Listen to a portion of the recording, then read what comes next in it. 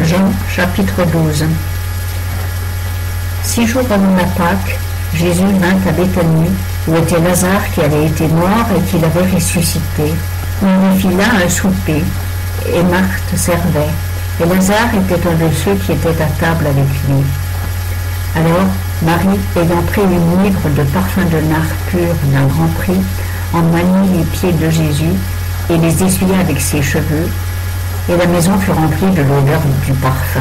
Alors Judas l'Iscariote, fils de Simon, l'un de ses disciples, celui qui devait le trahir, dit: « Pourquoi n'a-t-on pas vendu ce parfum 300 deniers pour les donner aux pauvres ?»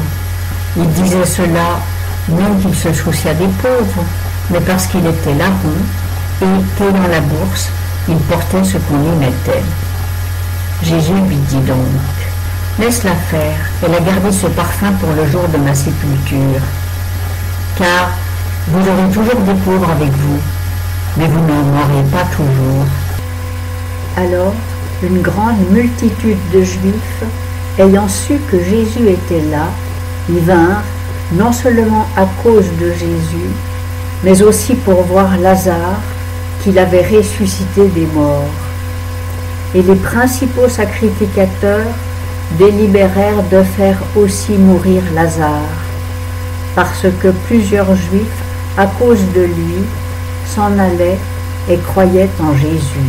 Le lendemain, une grande troupe qui était venue pour la fête, apprenant que Jésus venait à Jérusalem, prit des rameaux de palmier et sortit au-devant de lui en criant: « Hosanna, béni soit le roi d'Israël qui vient au nom du Seigneur. » Et Jésus, ayant trouvé un anon, il monta dessus, selon qu'il est écrit: « Ne crains point, fille de Sion, voici ton roi, viens, monter sur le poulain d'une ânesse. » Ses disciples ne comprirent pas cela d'abord, mais quand Jésus fut glorifié, alors ils se souvinrent que ces choses avaient été écrites de lui et qu'elles lui étaient arrivées.